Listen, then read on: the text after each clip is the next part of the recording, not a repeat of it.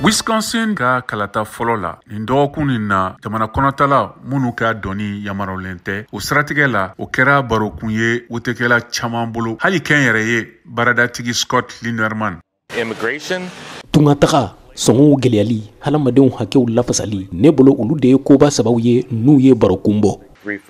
Lindemann ye wote kɛ ka tɛmɛ républicain Donald Trump ye wa a ko ale bɛna o kɛ tugun. Donald Trump y'a jira jamanadenw ka ɲɔgɔnya dɔ la Wisconsin ko ale bɛ ka Amérique jamana tariku la jamana gɛnni min ka bon kosɛbɛ labɛn walasa ka jamana nin bɔ mɔgɔ minnu na a bɛ minnu jate mɔgɔ faratilenw ye.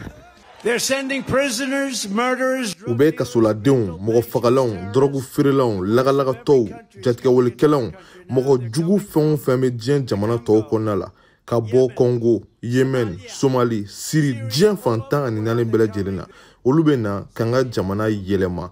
U bɛ na k'an ka jamana kɔni bagabaga, k'an ka jamana tiɲɛ. Country reckon they're destroying our country.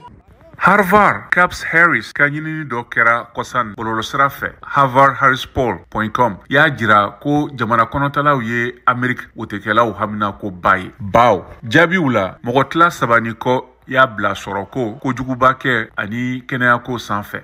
Jamanakuntigi Joe Biden ta fan fɛ a ko kan mɔgɔw bɛ dɛmɛ don Amérique sɔrɔko la wa ko u tɛ bagan faratilenw ye a kɛlɛɲɔgɔn bɛ kuma minnu kan. On my first day in office as president, ne ka jamana kuntigiya dɔn fɔlɔ la ne ye feere bɛɛ lajɛlen sigi sen kan min bɛ se ka kɛ sababu ye feere bɛ sɔrɔ tungaladenw na i n'a fɔ k'an ka dancɛ lakana ka nɔgɔya kɛ sifuw ni u somɔgɔw ye ka nɔgɔya kɛ sɛnɛkɛlaw ye ani minnu y'an dɛmɛ banakisɛ kɛlɛli la ni jamanadenw don sabula ne tɛ komi Donald Trump ne b'a dɔn an bɛɛ ye Amérique jamanadenw de ye. I know who we are as Americans.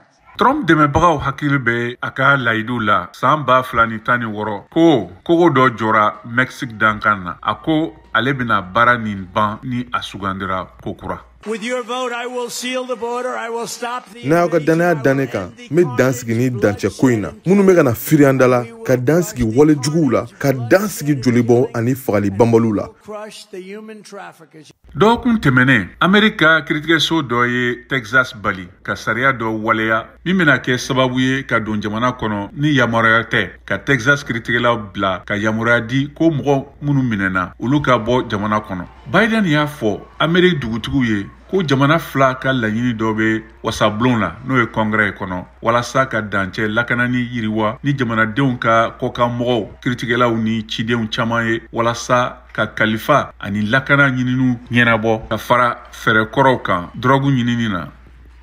This bill would save lives. nin sariya in bɛna mɔgɔ caman lakisi a bɛna lakana sabati jamana dancɛ la a bɛna nafolo fana di an ka dugu caman ma n'u mako b'a la kosɛbɛ o sariya in bɛna sira di ne fana ma ne min ye jamana kuntigi ye ka feere sigi sen kan teliyala ka dancɛ datugu tuma min ni tungaladenw nali mana caya ka dama tɛmɛ walasa ka lakana sabati dancɛ la. This is overwhelming to regain control of the border. Wasabulon républicain ye dancɛ sariya sun nin kɛlɛ min sinsinnen bɛ a yɔrɔ dɔ kan Trump ka sɔsɔli kɔ. Nin ye Scott Stearns ka cisama min bɛ lakali Mohamed Touré fɛ.